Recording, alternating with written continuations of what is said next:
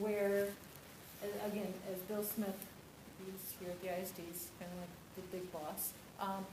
His vision for this is creating an ecosystem where this data could all live. So instead of collecting these assessments, and oh yeah, you have NWEA, you have DIBELS, and you have Discovery Ed, and we're not discounting those because you still can bring those. We're not saying that we're going to replace those. But what we're saying is how can we have a place where we can assess students and that data is automatically flushed out. So as a kindergarten teacher, you're doing letter sound ID.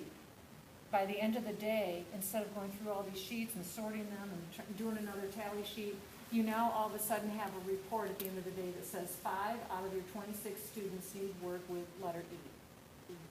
Now you can teach a lesson on how to do letter E. And that's where we hope to build enough of those lessons from the experts in this room of what works with that brain. What do we know works to teach these students? Now, we're not going to have it fully populated. We get that. We're just saying that could we populate these with 2 or 3 of those highly effective lessons that are multiple lessons, right? But this lesson may be what we'd suggest, but the teacher may be using the same strategy. And maybe that's what we need to talk about, is that maybe it's not so much a lesson, but it's more of a strategy or an approach to teach that skill.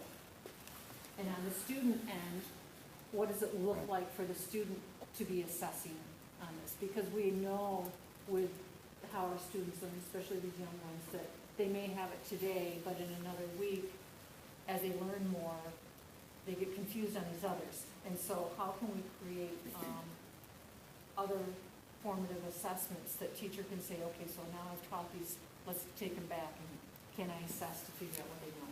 And what does that look like? We don't know, because with kindergarten, it is going to look different than what we can do with a third grader. So when you get in your grade level groups this afternoon, you will have opportunity to talk about what do we want this to look like. As Jennifer and I were brainstorming when I was talking about the project, we recognize that there are some things that the teacher's going to have to do one-on-one, even with first graders, and that there are some things that a kindergarten and first grader can do independently. But what might that look like, and what do we want it to look like? When the programmers, they're going to give us pushback. We know that, just like anybody. They're going to say, well, we can't. Well, yeah, you can. They can program it. So if you say we want to drag and drop, well, they have the capability to do that. They have the capability to do that student piece the way you envision it. Okay? So that's part of this bigger piece, is how is this going to look when we say the student face? What's it going to look when the student's in front of the computer or being assessed? Okay? It may be a video clip that we provide for the student to talk them through the assessment, depending on the student.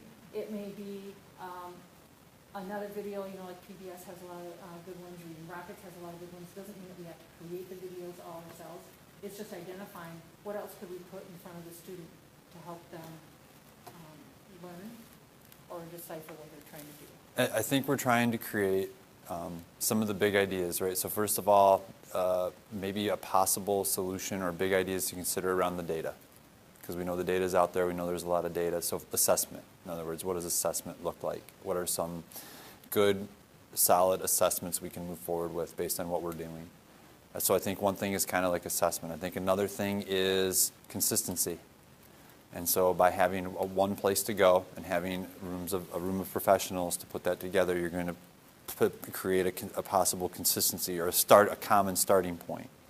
You then get into the idea of the practice then. So what are the best practices that are happening? And it's a practice thing and it's a professional learning thing, right? So how are we building the capacity of others to get to that point, right? So Jennifer, you've got the practices under. That doesn't mean there are others. Others might have the data. So if I've got data and I'm not sure how to go somewhere with the data, so I'm thinking that those bigger things, that we're trying to create a place where people can go to kind of get a consistent idea or message. And there's still going to be more. It's because it's so complex. I mean, 2 or 3 times we've had the conversation like, forget it, I'm out. I can't, this is like too complex, I can't get my head around it. And then we think it over and work it back through. And so that's what we're saying. We're going to give you like a skeleton of what it looks like, because it is exciting, and it'll be interesting to see what you make of it. But there will be a teacher facing, so there will be professional learning opportunity or resource and even a strategy embedded with it. But there's also going to be a student facing side, which is the part that's the most gray, I think, at this And we're point. going to have that team come in and share Yep. a little bit what they're building right now Yep. for that student side to start to give you that idea. But it's still at its infancy, so as you see things and you have ideas, we want to share it with them. We want to help them build that the way you envision your students using it. Okay, you guys, again, are the experts. We need to be driving this bus.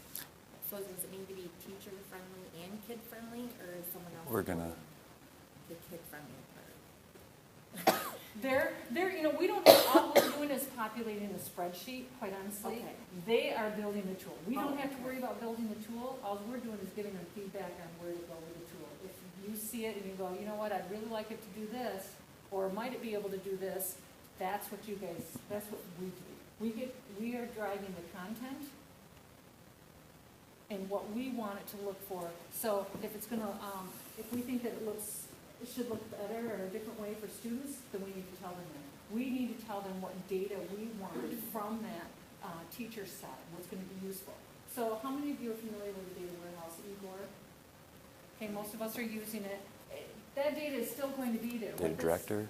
This program that they're going to be using is going to feed that information right to Igor. So it's going to bring in, if you're using Dibbles and Discovery as running records or NWEA, if you're already sending data to that, it's now going to blend this everyday assessment that you do in your classroom together. They also have now a new program called Tableau, which is really cool. So now it can take your individual student, and I can say, Jennifer, how is she tracking with these letter sounds? I can see if she's on that track going upward, or is she flatlining, or is she declining? And it's a way that you can start to see all your assessment in one place. That's the end vision. That can get my mind around. Yeah.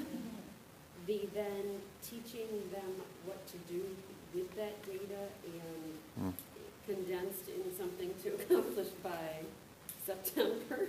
And that may not, that may not happen by September. What we're even envisioning is that maybe September, is that part of that? And as your team starts to brainstorm, you may say, you know what, I'm gonna be assessing my students the first couple weeks in September anyway. I would just as soon videotape me assessing a student, and then at the end of it, I'll give my feedback of, okay, this is what I noticed when I was assessing my students, and what I'm thinking I'm gonna do next is going to be this.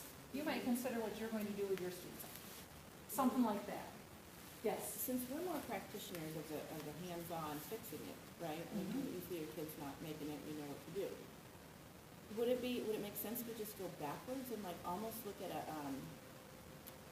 look at data, look at whatever it is, whatever the spreadsheet is. And then, I'm kind of thinking like a flow chart or something where it's like you say, okay, here's a third grade student, this is their data. What does that look like? What can you do with it? Does that make sense?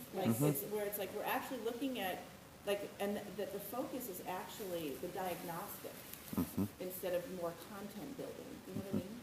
Yes, yes, I do. And that's, I think what's tough is that because we know that these are foundations and that there's so many little pieces in there, and that we know that the brain doesn't actually work with the fluidity that we would like it to go. And that's why in your groups, you guys have the freedom to create those charts. You can start with the end and on it, and then at the end we'll share, so that maybe one of the approaches that's shared is like, that makes so much more sense now to go that route. That's really what we're thinking. So think about that data that we want to collect first, and what's useful to you as a teacher. How are you currently collecting that data? And then how might we do this electronically to save teachers 3 to 5 steps? And they get the immediate data back right away.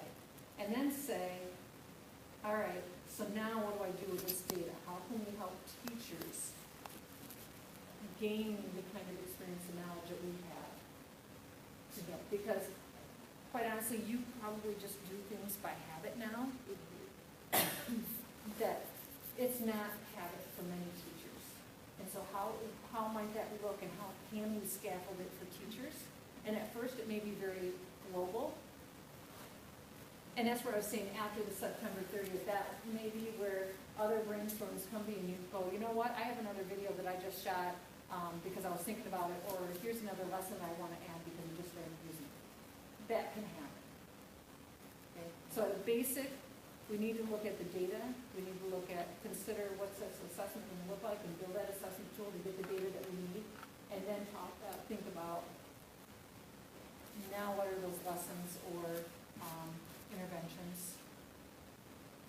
And what's that going to look like and how we're going to start to populate and scaffold it for teachers and students.